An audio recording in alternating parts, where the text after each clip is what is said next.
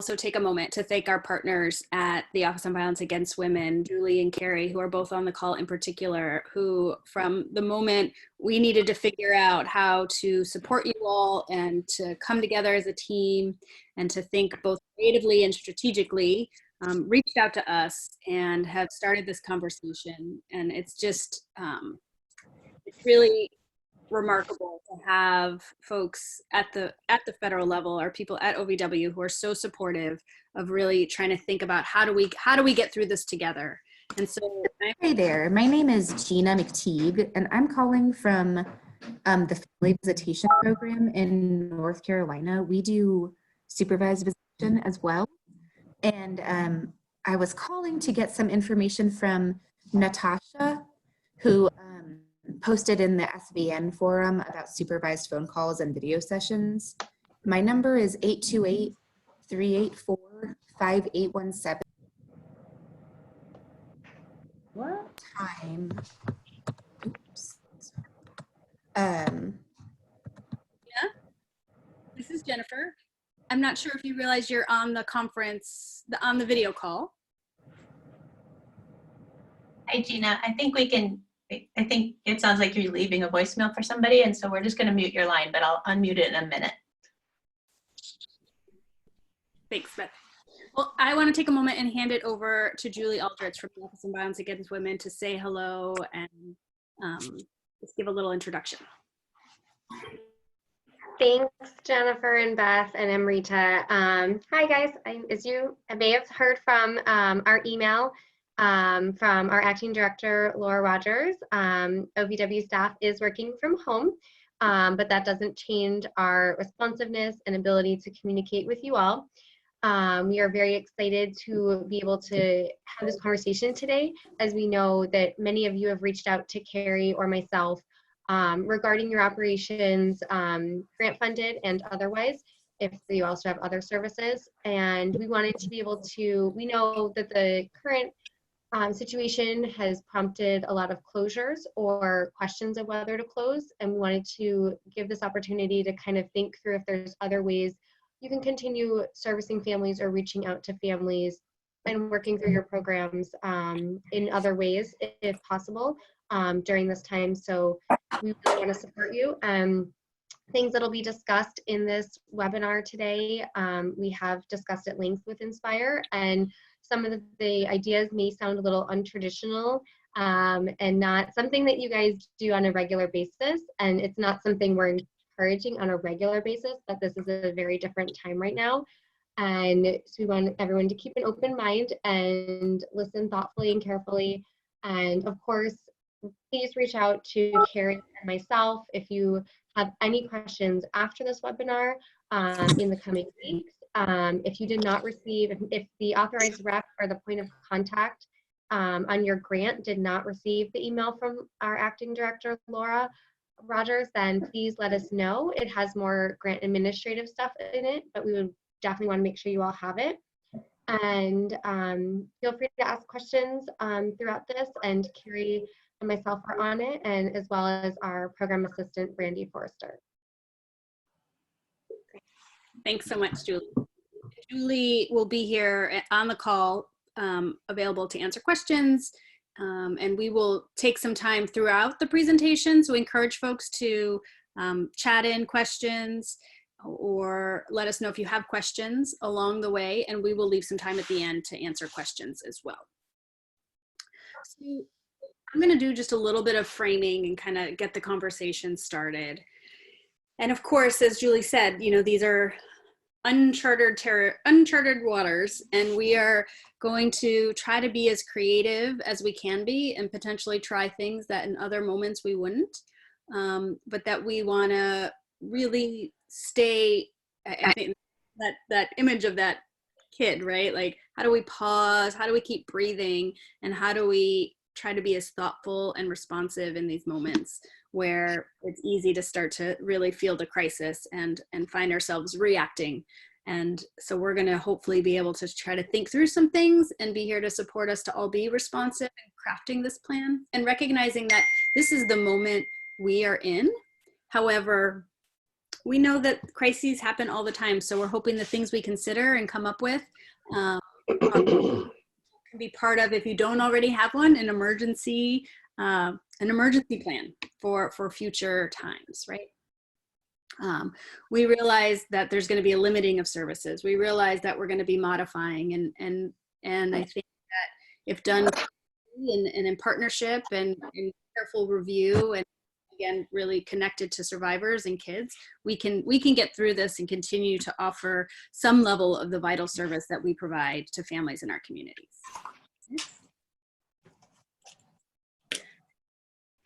For those of you who know us, we really always want to start here in this place of how are we supporting well-being of staff? How are we continuing to stay true to the values and tenets of our work?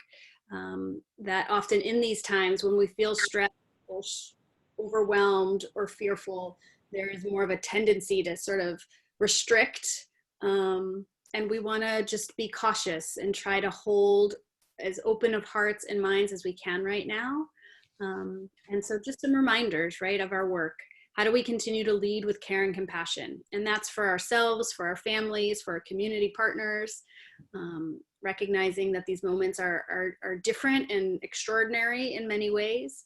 And so how are we holding those values? How are we remembering people's humanity, that we're all in this together, rather than sort of divisiveness that can happen in these particular moments? And that a culture of care and well-being is a priority, right? How are we taking time to connect with one another? How are we making sure that even if it's by video or phone, that we are checking in, that we are being responsive to one another and to families, and that this is really the foundation of where we're gonna act from, rather than from places of lack of scarcity or even fear. And prioritize safety. I think this is so important, because in these moments we may want to do a lot. We may want to try to figure things out and make them happen, because we know visits are important. Children want to see the other parent. We know that survivors are going to probably be pushing us too, because they may feel like they're in unfortunate circumstances and they want us to keep doing our work. So how do we also hold that guidepost of safety as the most important thing that we're considering as we make decisions to modify or move or make different choices, using each other, coming together, not making independent decisions, but really making them as a team. Really checking judgment and avoiding assumptions. I think, again, when we feel, when we feel like we are at risk, when we feel like maybe we are sick, someone in our family gets sick, or someone close to us, or all of the reasons why we close off, we want to be cautious of those moments, because that's where we start to judge people, where we make decisions for them, where we make assumptions. And so we want to continue to be cautious. So bring our most loving, generous, authentic selves to every interaction, even in those moments where parents are going to be afraid or angry or frustrated, or we're going to be overwhelmed and scared for our jobs, for our communities, for the families we work with, right? How are we continuing to hold a generous heart and to be authentic, to be transparent? I think this is going to be really important for families right now, is that we're transparent about what we can and cannot do, how we're making it work, about expectations, recognizing that things change every hour. So really being clear, thinking about communication plan, thinking about how we're connecting with people, and being flexible, of course. How are we being really flexible about how we're moving, recognizing that we may try something this week and if it doesn't work, something different, that we're listening to parents, that we are more connected to our domestic violence partners right now, because we want to remember that these moments for survivors carry great risk. And we're going to share some of those as we think about alternatives, but they are going to be put in situations where they may make choices about what feels safer for them that isn't about their physical safety or staying apart from their partners and making decisions. And so we want to just be cautious that we're listening and that we're paying attention, we're connected to the services that are available, and that we're connecting to one another as much as we can. Next.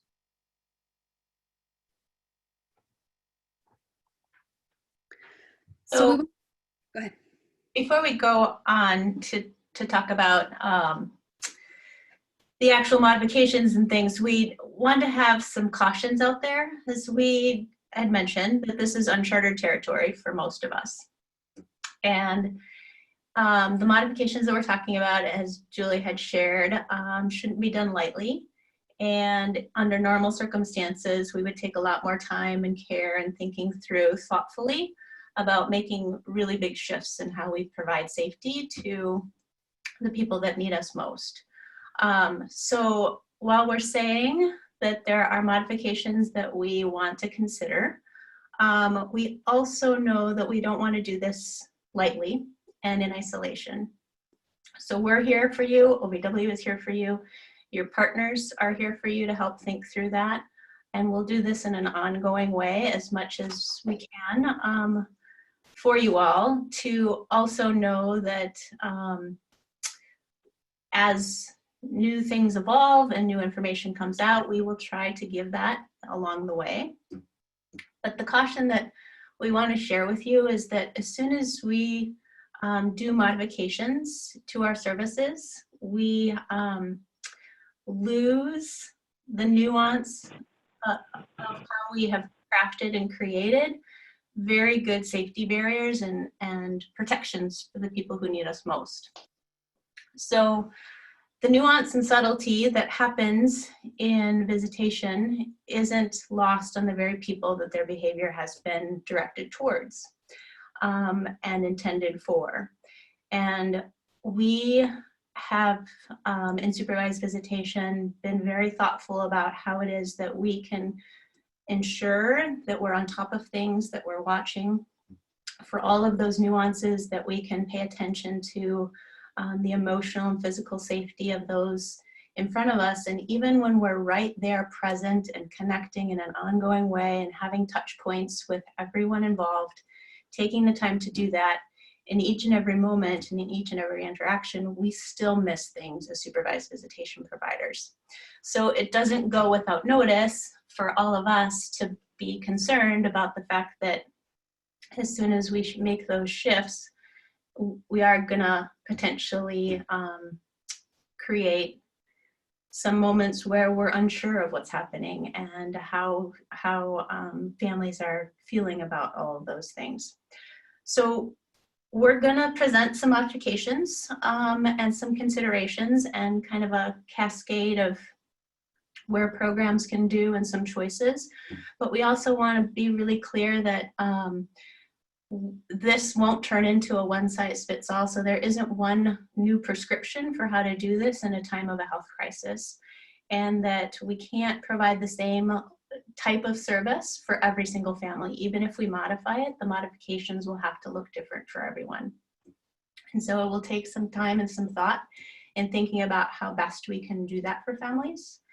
We also have to recognize that sometimes the modifications that we're presented with and the options that we have within our own programs and our own staffing and our own communities might not be safe enough for everyone.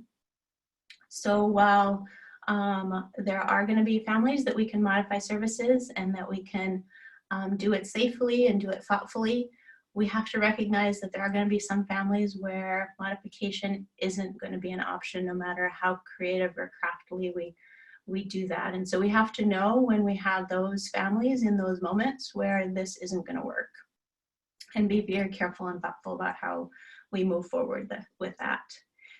While at the same time also balancing that we recognize that the modifications that we can provide, the changes and the transitions that we do might be not ideal, but they might be safer than the alternative where families are left on their own, figuring things out, making the best that they can do with the limited resources and the limited information that they have in those moments. So all of that to say, we recognize that this is hard, and these are big decisions that you all in your communities are making, and we want to give you as much guidance, as much support, and as many considerations that you can throw in the mix as possible to help you kind of navigate and think through all of this. So here are some considerations that we've put forward. There are probably many, many, many more that we haven't thought through yet or haven't come to the thinking, but what we're putting out as cautions around thinking through who can have modified services and who we want to think more thoughtfully through and think maybe perhaps of other options that we haven't thought about yet.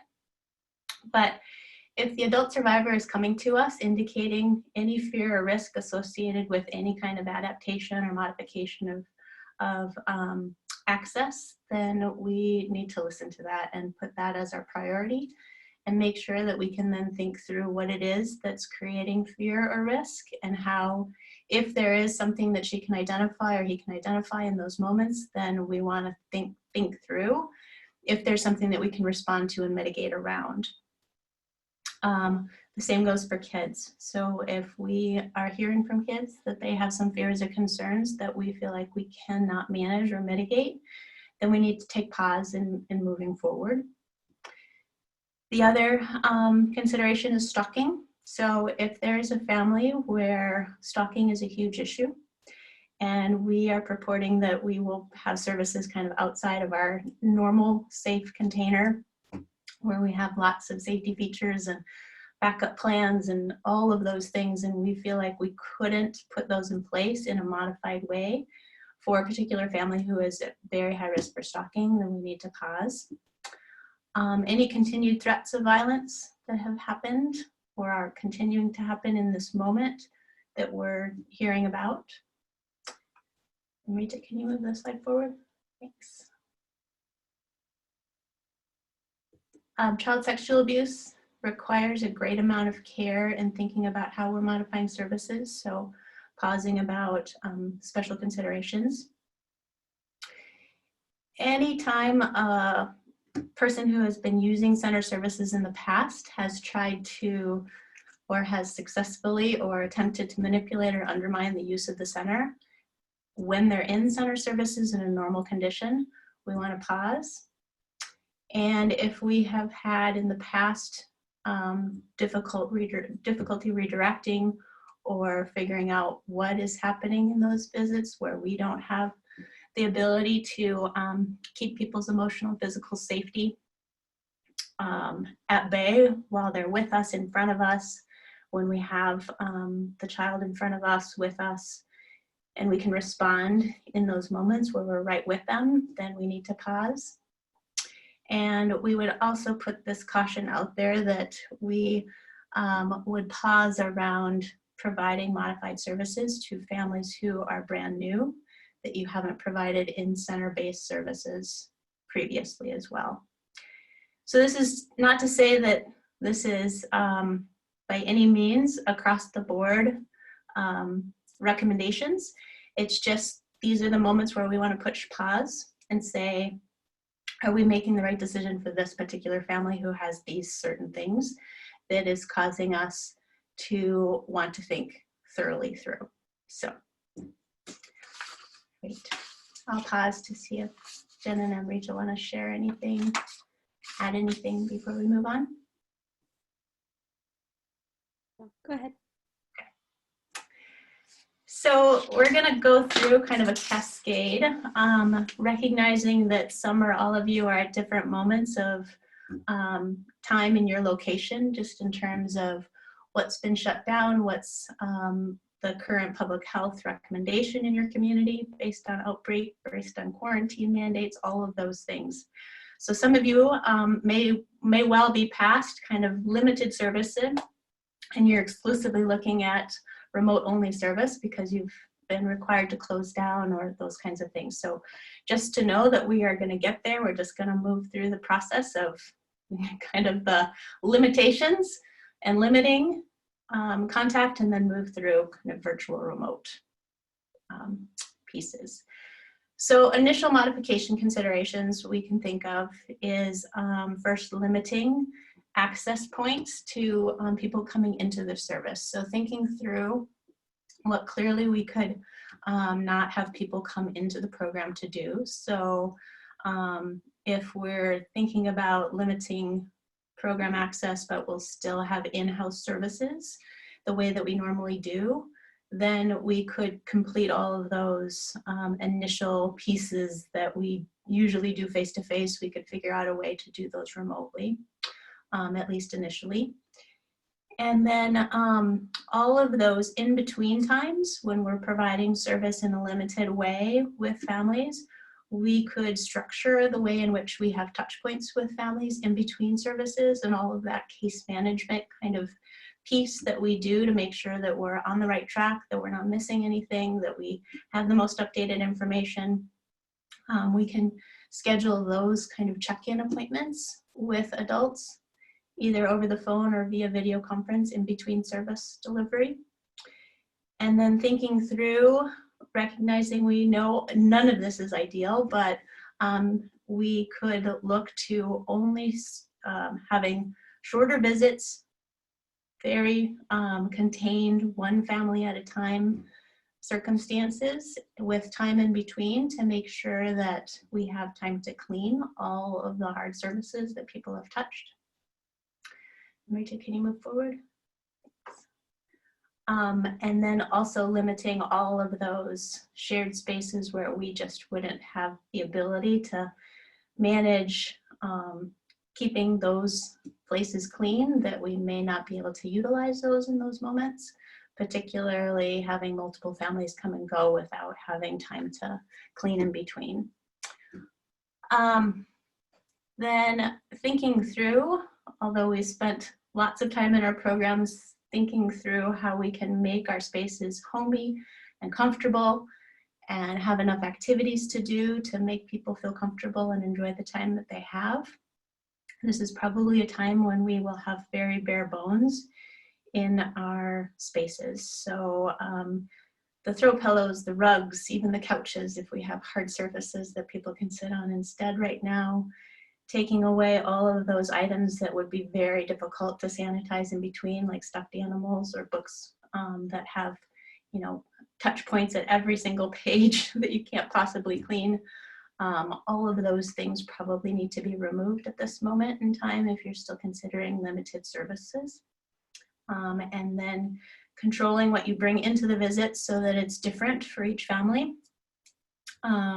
So that there is time to sanitize, there is time to keep it away, and you have kind of a good handle on what's been in the space for every family. Then also limiting the number of people who are coming for visits. So this is probably a time when lots of guests are not going to be encouraged during limited services. And then if any of you, we would just say this is probably just in general not a good practice that we would support, but when we're requiring kind of doctor's notes for canceled visits and those kinds of things, to really reconsider with your programming. And then if there's courts that are also partners with you that are asking for kind of proof of cancellations or scrutinizing those cancellations, that all of that be obviously lifted so that we can ease the burden on healthcare systems right now.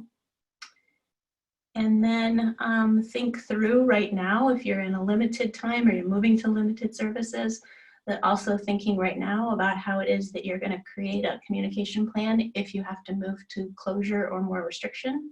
So for both internal, for staff, for all of our partners, and then an external program participant communication plan is also a good time to think. So we're going to pause and take a breath and just notice there's still cuteness in the world. There's still warm and fuzzy in the world.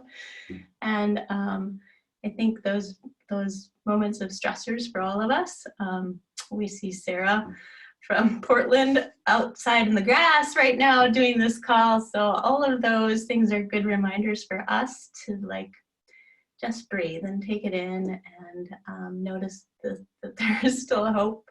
The world isn't ending. We're still all okay. We just need to kind of come together and figure out how we can do different. So, thanks, Amrita. All right. Any questions or anything people want to just, we're really wanting to get to you as much information as possible. And so we also want to hear from folks as well if you have specific questions or comments about things we're saying. So we will take little pauses. You can chat them in the chat box too, and we can read them and then get back to them. But please don't hesitate to ask your questions or comment for us to engage in this conversation, because we are going to all learn from each other in this process, and you all are on the ground right now thinking this through. So we want to hear from you as well. So we have intentionally muted a lot of lines that had background noise. So if you're trying to get through and ask a question, just please chat in that you're trying to ask a question that you don't want to chat in, and we'll unmute your line if we don't notice. All right. So some possible remote service adaptations. So moving away from thinking through if you have limited your service delivery to moving to probably at this point not being able to provide in-house service. Then there are some things that we want to present as possible adaptations that you can do. And so there's a couple of ways to think about how you can organize this. And again, this isn't a one-size-fits-all. We're encouraging you to think through with each family that you serve, what's the best way to organize this. And what that means is that sometimes it is the best for certain families that you have the touch point with the child. So staff is with the child during a remote service. And when we say remote, we mean over the phone connection to visits where they're not face-to-face with you. And then we'll talk about also virtual options as well just a little bit later, but kind of generally remote is when we don't have the family together with us in the same space all at once. So having children with you sometimes is the best for some families, so that you have the ability to be with the child and support them emotionally, that you have the ability to pick up on their body language, their nonverbal cues, the ways in which they share with us that they're distressed or having a hard time, or they need us to notice their behavior.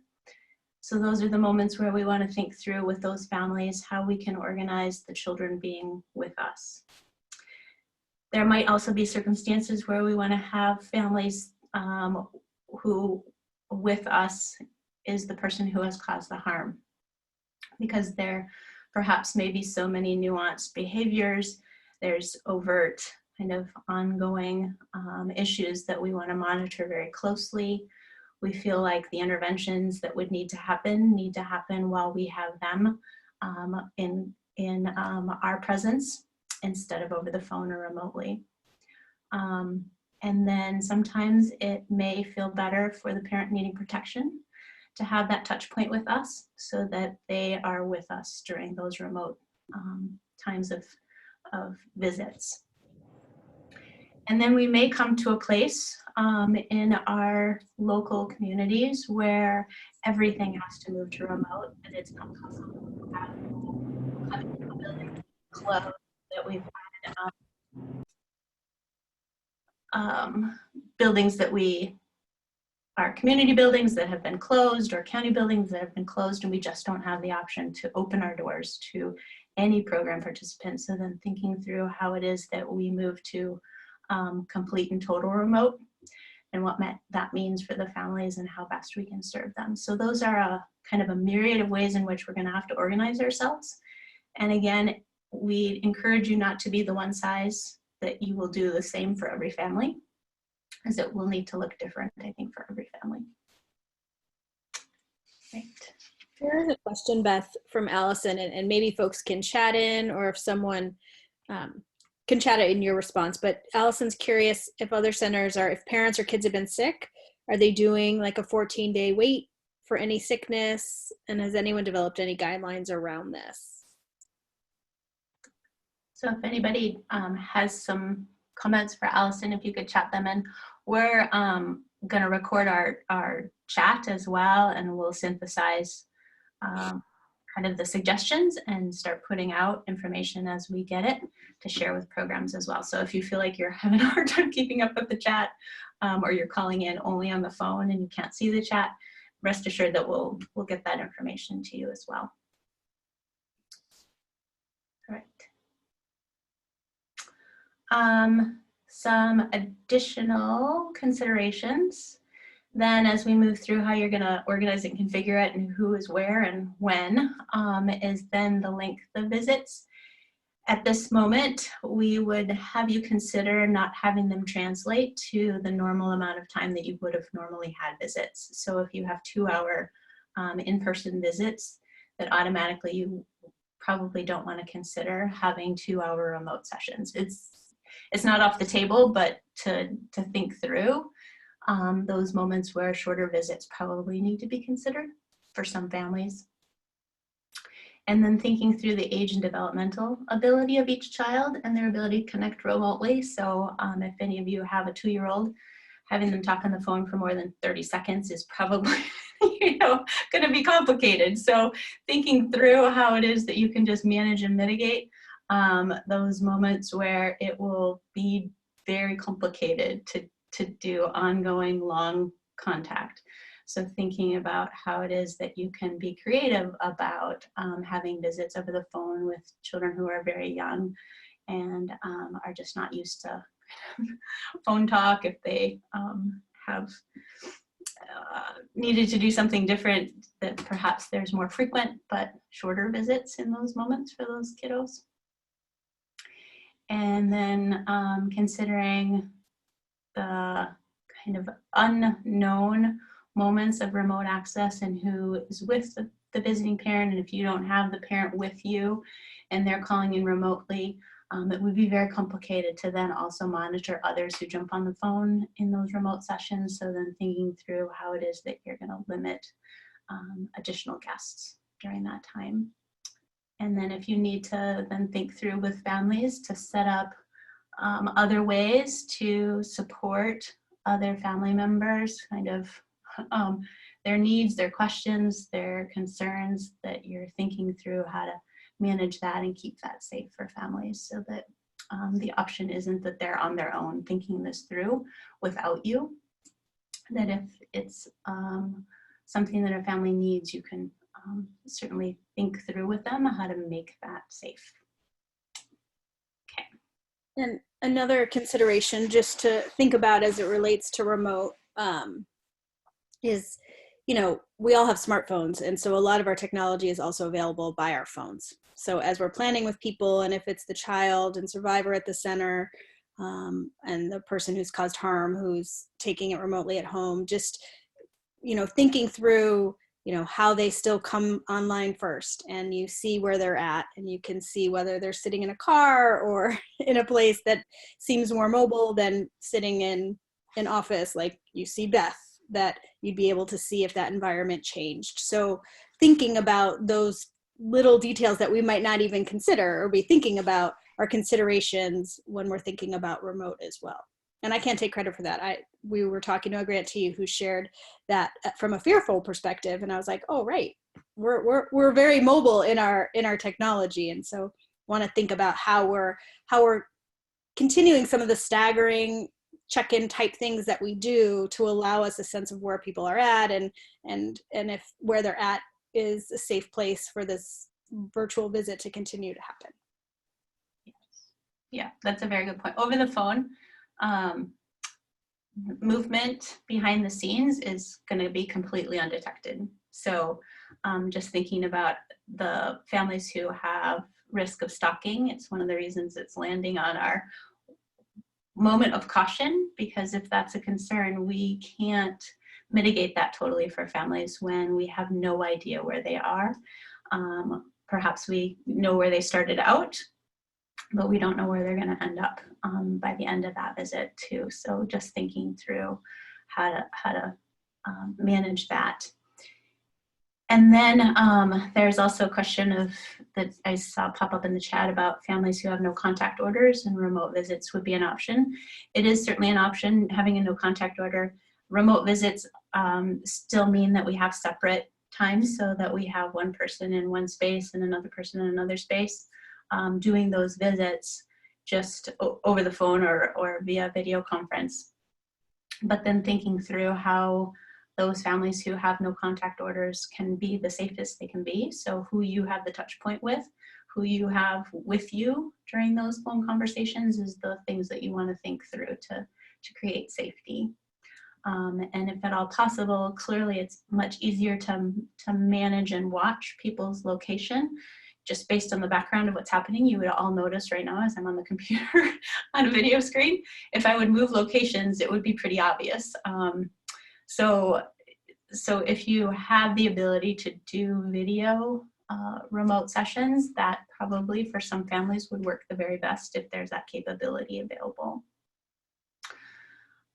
Also then thinking through what functions you have control over as the monitor watching that visit.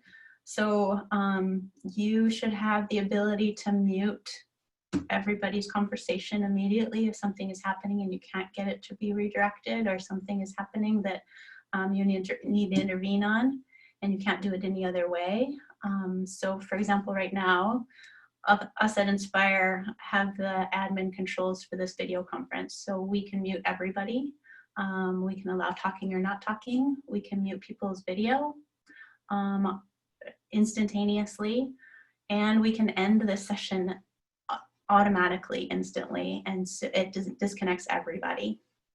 If we didn't make sure that we had those pieces in place, then we could leave the meeting and two people could still be connected to each other, and we wouldn't have ended the session, we just would have left ourselves.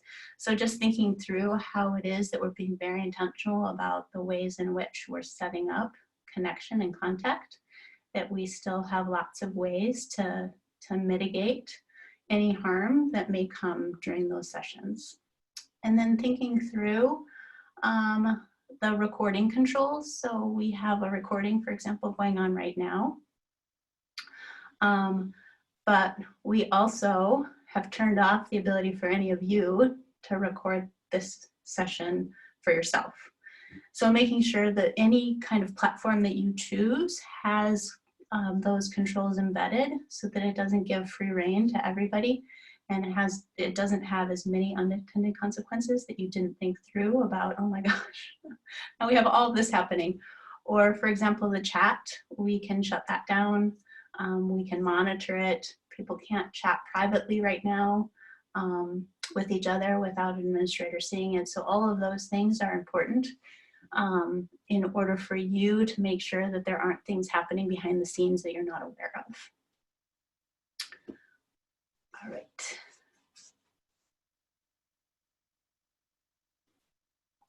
And as we're talking, and people have different experiences with different platforms and different connections.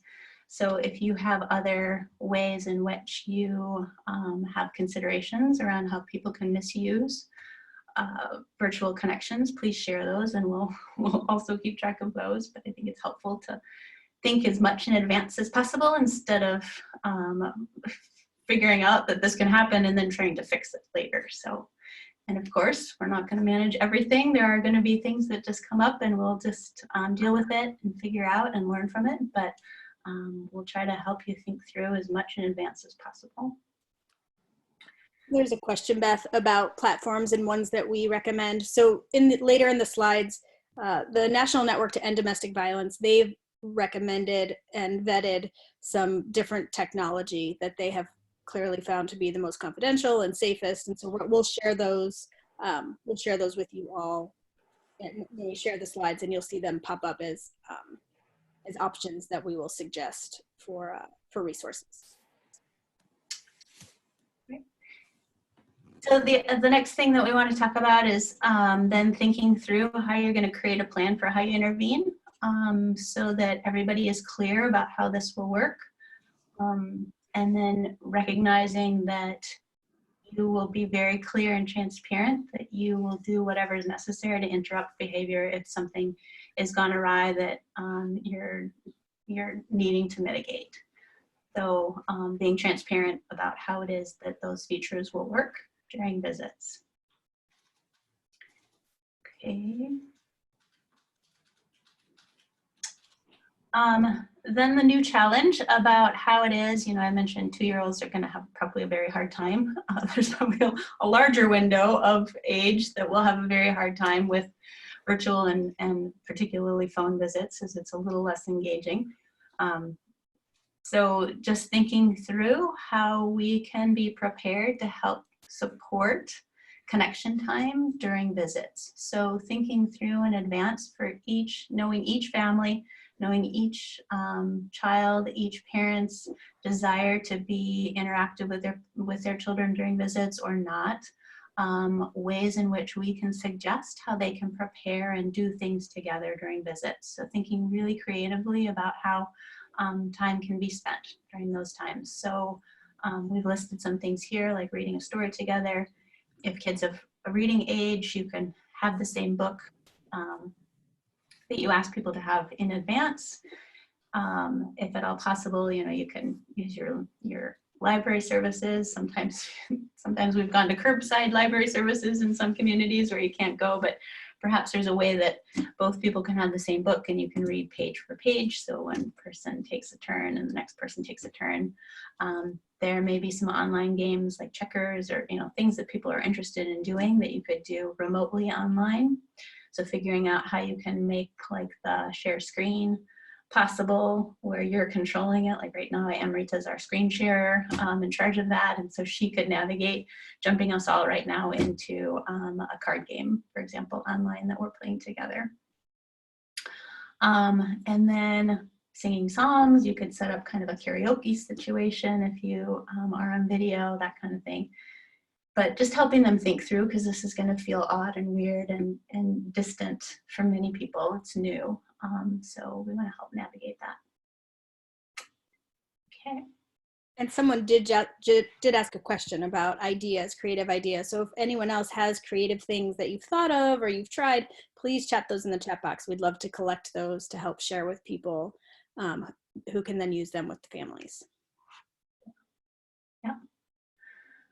All right, so conducting orientations using remote access. So not to say that for the families, even if we've had services that we provided in our space and we've already done orientation, what we're encouraging you to do is do another orientation process with everybody involved around remote access. So putting in very concrete things in place about how this is going to work with as much detail and safety mechanisms put in place in advance. So everybody knows how it's going to happen, who is going to do what, where they're going to be, what happens next, who will be with them during their visits, things to put in place if changes need to be made, if modifications need to be made, because suddenly we won't have those same connection points with families that is as we're used to. So thinking through as much in advance as possible and then recognizing that lots will probably have to change along the way. So supporting families to tell them that we may have to modify this as time goes on or even after the first 10 minutes of a visit.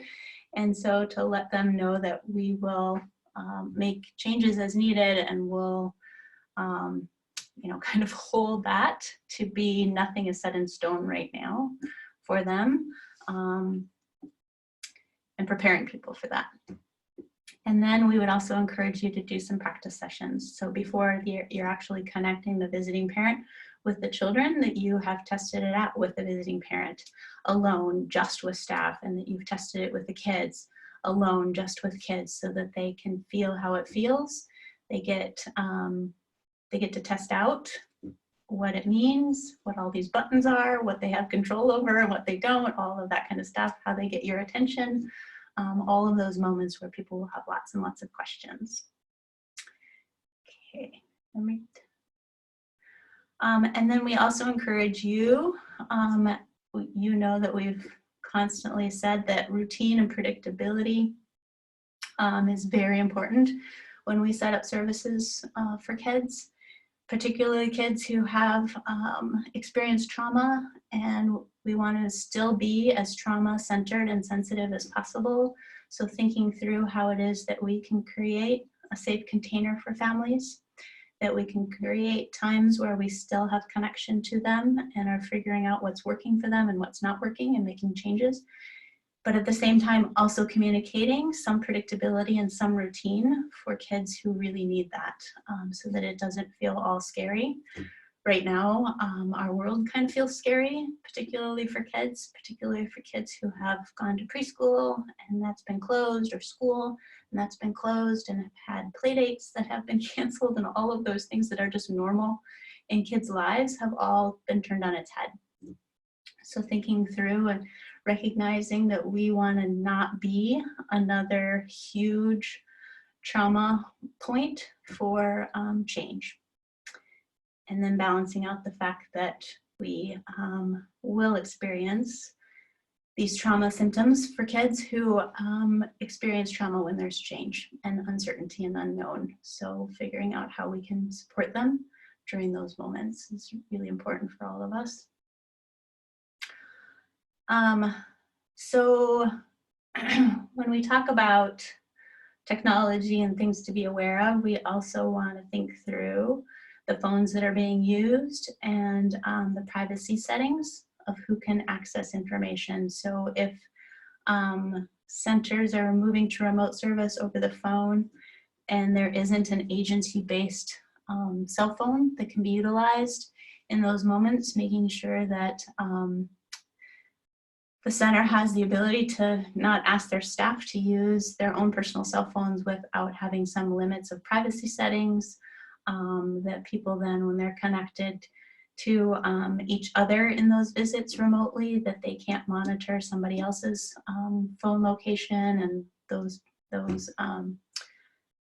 privacy settings are all set in the very safest space. And we'll give some resources at the very end for how you can do that. And we have a couple, I think, coming up as well. Rita, if you want to move. Yep, so turning off location services, it's in your settings. But then there's also to be aware for people who are calling in on their own cell phones.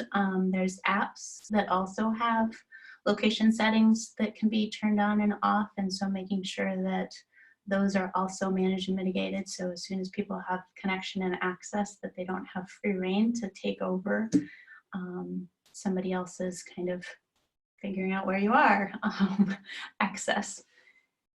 So we talked about, oh, you can go back. I think it's time for the kitty. There y'all go. Breathe and feel the good that's happening in the world too. Okay. All right, so moving on to just talking about video connection. Certainly there are some cautions with this, but it does lend itself to having some additional things that are helpful if you can figure out a way to do a virtual connection, as it does lend that humanizing aspect to connection. People can see each other. It makes a difference when you can see each other. It makes a difference when you can see a smile, you can see a familiar face. And when you're talking about kids and their parents, it will make all the difference in the world if there is a way in which they can still see each other. So if you have families where that makes a difference, we would encourage you to then figure out how it is that you can manage making that happen as much as possible.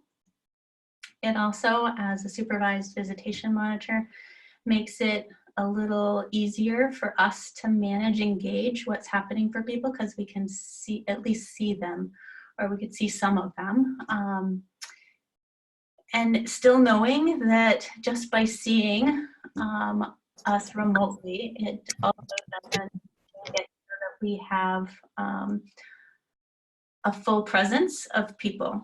And so we can miss a lot when we're not face to face with and seated with somebody.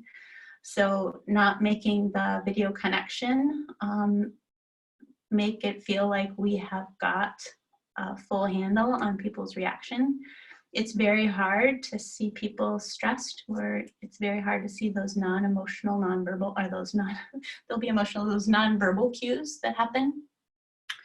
And we know when we sat in visits just with somebody and people have had a hard time and we haven't recognized it, just in those moments, that it is even more possible during remote sessions that we will not be able to pick up on everything. So making sure that we're scheduling in check-in time so that we can give time and attention to those things that we need to mitigate and pay attention to more closely, and not assume that everybody looked happy on the phone or on the video chat, so everything must be fine, is that we want to do more in between to make sure.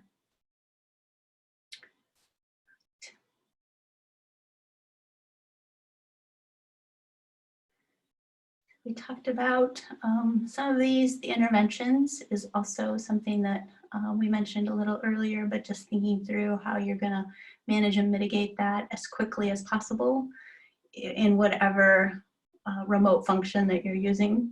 So if you're on speakerphone, for example, how you mute that, how you manage kind of all of those functions that happen on the platform that you're going to use. And then knowing, you know, somebody could very easily walk behind Jen right now. And if you're not kind of paying attention to how we're mitigating or managing, whether we wanted somebody to show up in the screen with them or not during visits is something that we have to think through, and how it is that we're going to communicate that to parents, what we're expecting, how we'll manage it, that we have the ability to then, I can turn off Jen's screen right away if something is happening or something's being shown that we didn't anticipate or needed to ensure that no further harm comes from any more of that. And then following up to make sure that we can contain that and control that if that's going to be something that's going to be ongoing.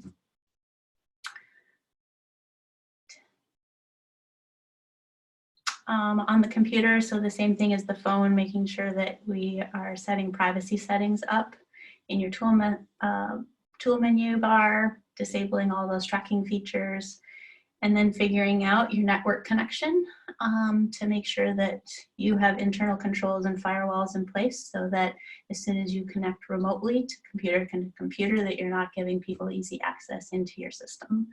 So thinking through, and again, slides towards the end give resources for NADB who has set up kind of confidential platforms that they have vetted and figured out. So we'd encourage you to start there. All right. Pause for just a minute to see if there's other questions that Jen or Amrita have been monitoring that you feel like we've gotten them. Okay, perfect. Let's see. Public Wi-Fi, we talked about that. And then just remembering, sometimes we get really fearful of the unknown and things that we don't understand. So there's ways in which we can do our due diligence to figure out what we don't know and how we can know it. And then also recognize that it's not necessarily the technology that's problem, it's the abuse and the misuse of technology that creates the risk and the harm. So how is it that we're framing ourselves around doing it? Because sometimes our reaction is, I don't get this, and so we're just not going to do it. And if there's a way that we can all support each other in understanding the nuances, perhaps there'd be something that would work for you all if we can get you the support to do that. So. Right, here's that much awaited slide that we've been talking about all the way through. So we can send this out as well, but here are a few of the platforms that have been recommended and vetted by the National Network. So we would encourage you to start here. Also reach out. The National Network put out a document that we can also send that has some really good links and some information that they have thought through. So we would encourage you to use those resources as well. So we'll organize all of that and send that out as well. All right, now we're gonna move to exchanges. unless there's more kind of visit questions that people want to think through. Chuck them in if you have other considerations or things that you want to talk about with visit modification.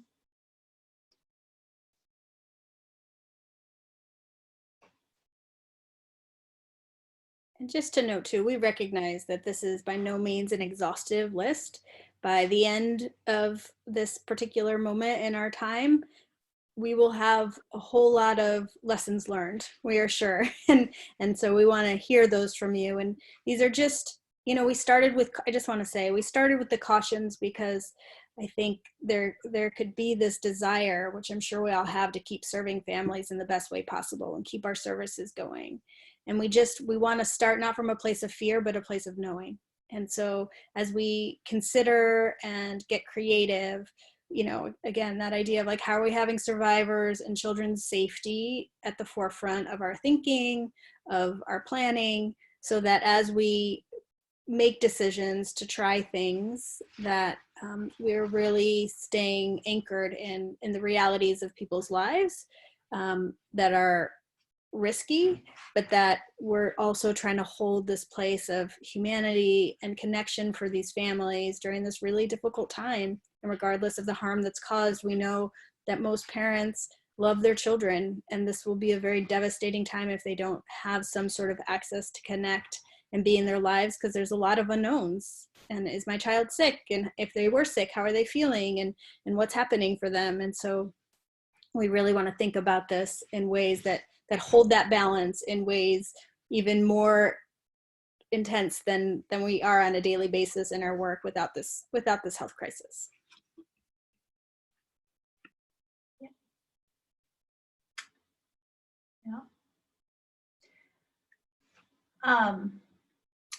So thinking through, the other part of our service provision is safe exchanges.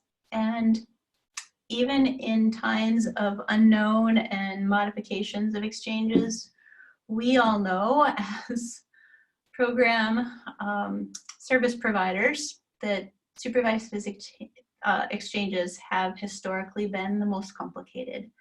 For face value, I think the community and our partners feel like safe exchanges are probably the easiest for programs to manage and to do and to conduct. And what we all know to be true is that these tend to be the most complicated. So it doesn't go without acknowledgement that modifying safe exchange services is also very complicated and a lot of things to think through, and how we can do that. What we also know is that because there's a perception out there that safe exchanges are kind of easy and it's just a place and it's a drop-off place and people use McDonald's and so you must be able to just do this anywhere, that they're often the most volatile and the most cautious that we take. So there might be also some pressure from attorneys and from judges and from our court partners who haven't not experienced the nuance of complication, that it might be very easy to move those offsite to have them manage them on their own. And so we really encourage you, for the court partners who are listening on this call and for the programs who are listening on this call, to continue to partner with your courts and your court staff and your local attorneys to figure out how it is that we can manage and contain safety for families, but still making sure that we're not compromising safety for families and not taking this time to say, well, we'll just have to let them figure that out on their own or do something different. And it's not to say that that's happening, but as we move deeper and deeper into quarantine and closures and those kinds of things, that it might be possible that would be where we would start. So just to acknowledge, we feel your pain around exchanges. I've gotten a lot of questions from programs about exchanges because it feels really uncertain.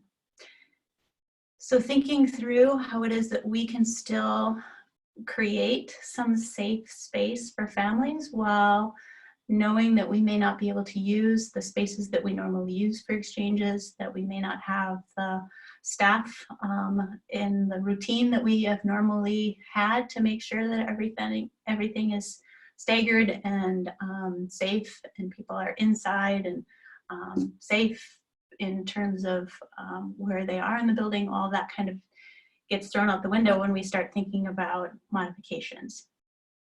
So there is some considerations that we have thought through that we would have you kind of think through how they can work for you. Again, one size can't fit all, and so what you do for one family may not work for another family, and so thinking creatively about how it is that you can make sure your modifications fit the safety needs of families. So the couple of things, one is just limiting if you still have access to your building and it hasn't been closed and you can manage it, to have families come in kind of a limited access, that you restructure all of your scheduling so that you have those families come one at a time instead of en masse, or multiple families at the same time and you're conducting multiple exchanges at the same time. That probably needs to be mitigated at this moment. So to figure out how you can restructure that. Then figuring out how it is then if you create different ways that people utilize the space of your building so that they're not coming all the way in, that you can manage based on your physical location and your layout. You might be able to not invite people all the way into the space.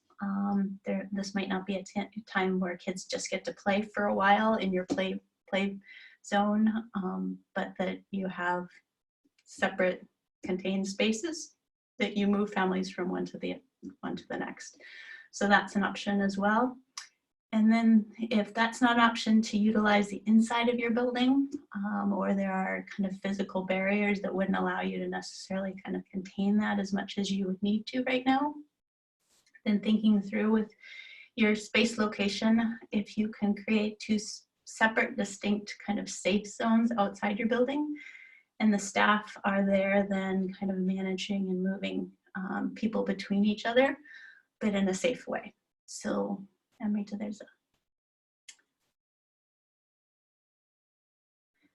so if we're kind of thinking through those kinds of modifications, then if we move to changing things the way we haven't normally done, we also then need to think about our emergency procedures. And so who's with us when we manage those exchanges? Do we have on-site law enforcement available so that we have them with us during those movement moments, that we can have panic buttons in place and emergency cell phone communication with law enforcement, and then making sure that we also have communication with each other in those times as backup plans. Then thinking through for the safety of kind of what's going from one house to another, and following kind of the guidelines in terms of what's been put out by the CDC of kind of mitigating and managing what we're sharing between people, is limiting the things that really need to go back and forth between homes, and how you can manage that for families. And then thinking through with survivors what their safety return plan is, so that if families do exchanges and you facilitate exchanges for a weekend or for a day or for a longer period of time, what happens if in that time your services are no longer accessible? What would be a backup plan if you're taking families from the children from the protected parent to the parent who has caused harm? How can they get their kids back? What's your kind of backup plan? And then if during exchanges, if children or parents get ill and there's quarantine orders in place and people are saying, I can't bring my kids back to you, what's the safety return plan in those circumstances? The thing that I think in these moments of time, this is where you really need your community partners. So helping have law enforcement help you think through things, making sure that your judges and your court staff are helping you think through kind of these safety return plans and what you have in place in your community to make sure that people aren't feeling nervous and panicked when things suddenly change and it wasn't what was planned. That can't happen. So helping people manage and mitigate that before you do the exchange. Right. Questions, just in terms of exchanges, things that you have been nervous about or not knowing how to manage or mitigate or think through. I think in terms of staffing, during this time, staffing patterns will probably need to change, particularly if you're moving to a limited exchange plan and you're using the outside of your building, that I would say that you probably need to really consider making sure that staff teams of 2 are always available, and then there's always a floater that's available to manage and move back and forth so that kids and spaces and parking lots are not unmonitored, and that somebody is always kind of available to manage the unexpected.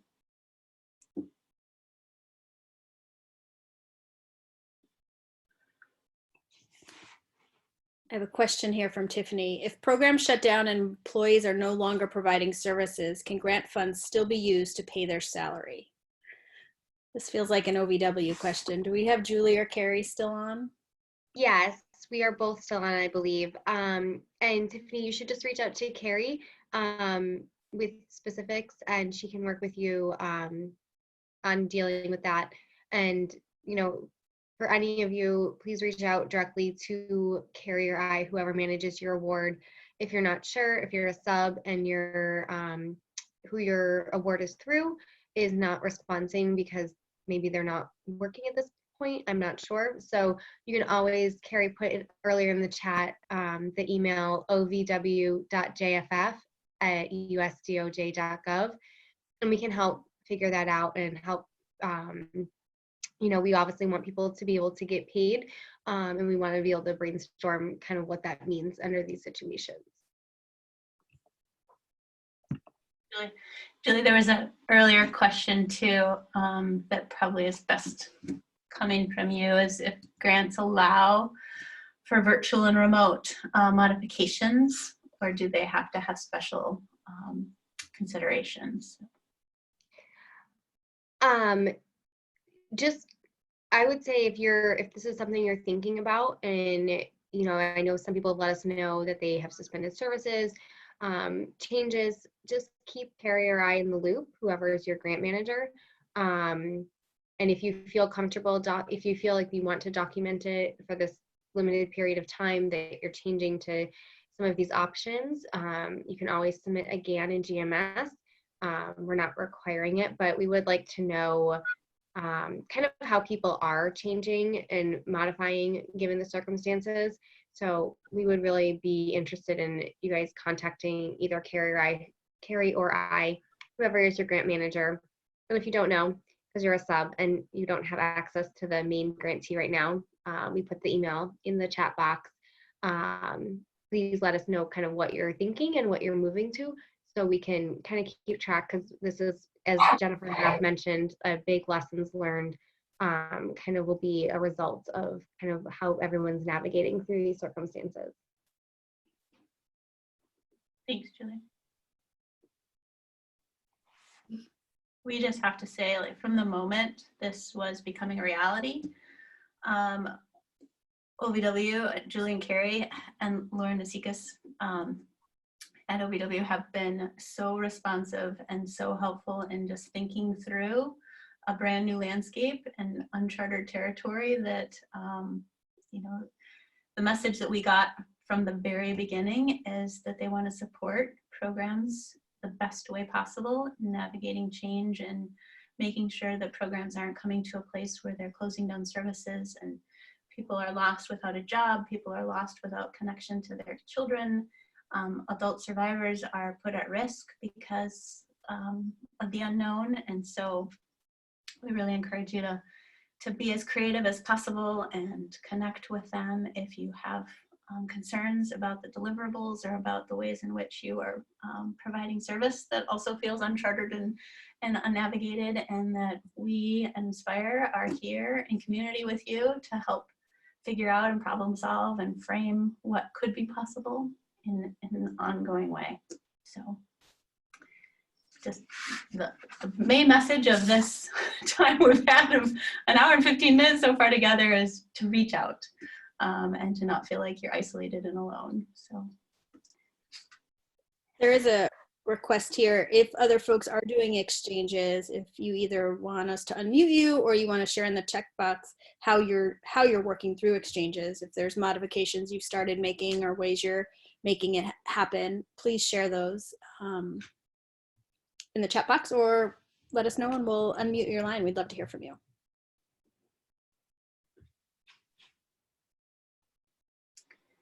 So right now, for those of you who are just on the phone, in the slide deck, we also have this slide that's up now, it's been up for a little while, of just different links that OSHA has around cleaning and sanitizing standards, the CDC link that has a wealth of information about how they're responding and supports that are in place. And then there's also a link to your local health departments, the national repository of information that's happening out there.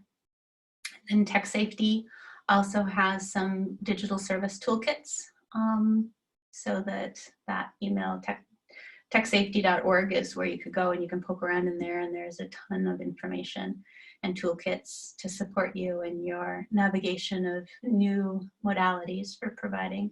It's not necessarily geared towards supervised visitation, obviously, but you can kind of adapt their tech tools and tips and make it so that it's helpful to you all.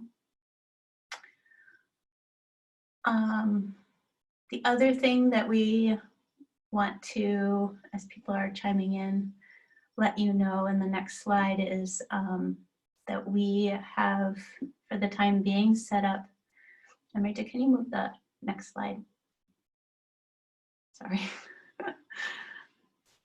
Oh, one more, sorry. Yeah.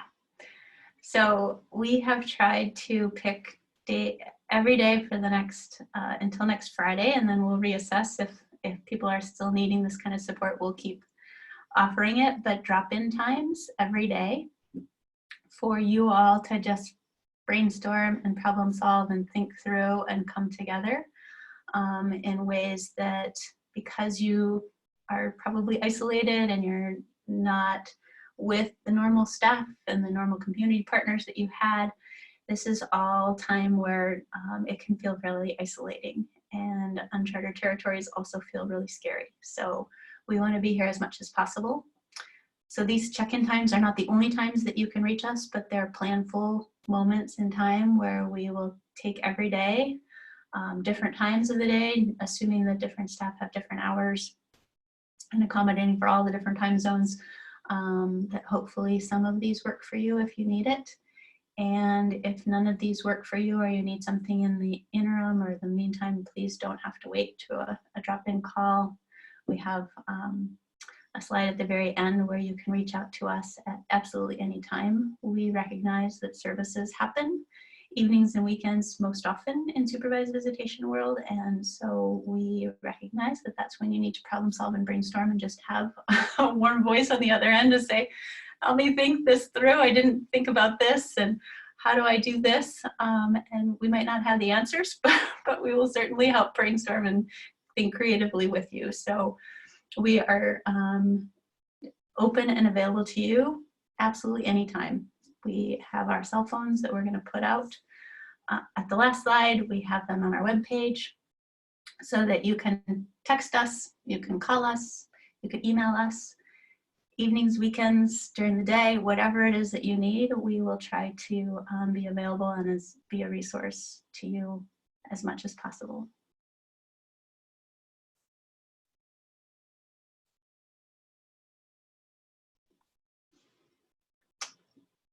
Probably goes without saying we've postponed all of our in-person events at this point that were scheduled through April. So if you registered, we made that decision early last week. And so if you were registered, you should have gotten that notification already, and the hotel was very kind in just taking up an automatic, very kind response to say that they will take care of everyone's reservation. They don't have to do anything. They just canceled it, no questions asked. So you should have gotten that email as well from the hotel if you were registered for those two, either one of those two meetings. The May 19th training for working with infants, children, and youth is happening in partnership with the Supervised Visitation Network. So we haven't made any decision about that. The Supervised Visitation Network also hasn't made a decision that we're aware of, that they've canceled that. So just stay tuned. We're watching it very closely. We are making the assumption that it probably won't happen, but we don't have a final word on that. I just want to say there are some people chatting in the chat box. If folks have other things you want to share with each other, there was someone asked, has anyone had the experience of a kid or family needing to be quarantined after an exchange and were not able to be returned? If anyone's had that experience, if you're willing to share how you handled it. And others asked just how are folks doing supervised visitation during this time? And encourage folks to chat it in the chat box. And these drop-in calls, we've had a couple so far, have been great opportunities to do some thinking out loud together and problem solving and talking through some of these dilemmas. I can say I've learned a lot from these calls in terms of things that I wouldn't have necessarily thought through. So encourage folks, if you have the time, to drop in, to ask those questions, and of course to reach out one-on-one if you want to talk to your point of contact or any of us at Inspire.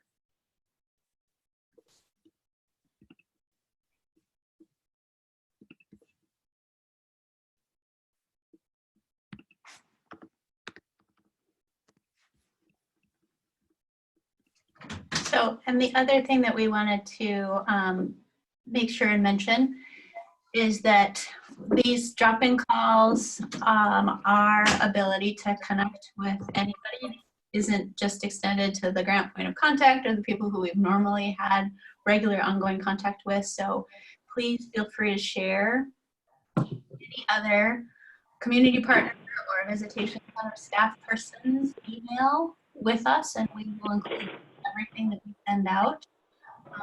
So just email info@inspireactionforsocialchange.org and share any person's email that you want us to include in our distribution. We're happy to do that. Also, please share our contact information as much as you want with anybody. So if you're not there on a weekend and you can't be a backup to your staff, we're here to do that. So please share our contact information. I know all of you know, we're probably talking a lot right now with all of our points of contact with each grantee, but Jennifer and Rita and I all have divided up the grantees. So if you're unsure of your point of contact, reach out to any of us. And if you are, then please feel free to connect. And there was someone who asked if there'll be other opportunities for training or support on like remote during this time. We are going to try to offer as much as we can, and if not, share others or ongoing professional development and training and information during this time if you're not able to do visits, to keep folks learning and busy. And certainly connect with us and connect with your OVW person, because there are all kinds of ways, even if you're not doing visits, an opportunity to review policies and procedures, to do training, to do all kinds of things that can happen remotely. So let us creatively think with you to keep folks working and busy and learning as this moves and hopefully pass sooner than later.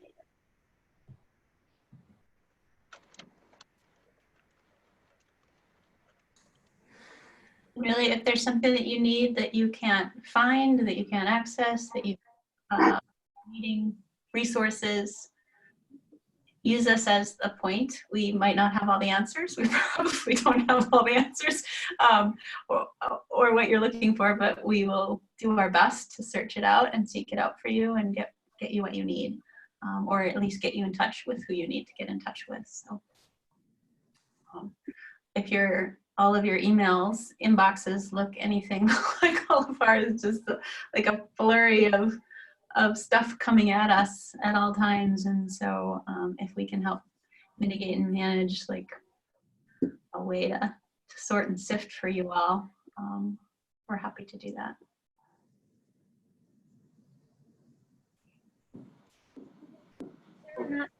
Other questions or anyone have, we did unmute your lines if anyone has something they want to chime in and say.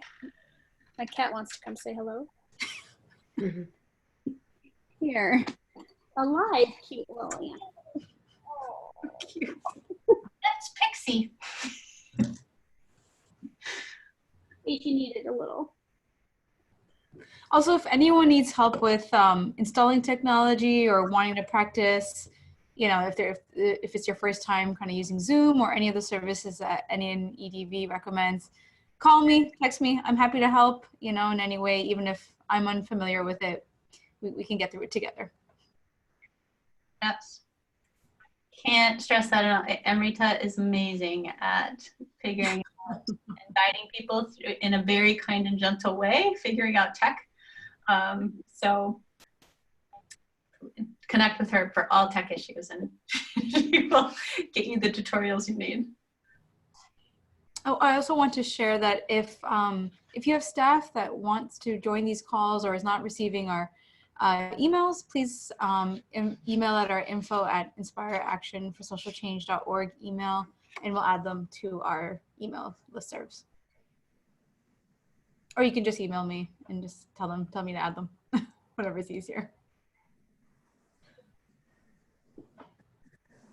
Well, we want to thank you all for taking time with us this afternoon and for what you're doing and what has been clearly a desire to support the families in your community in the best way possible, a desire to get creative and to figure this out together. And we are so grateful for all of you and all the love you bring to this work. And we look forward to being in partnership with you in every way we can through this turbulent time.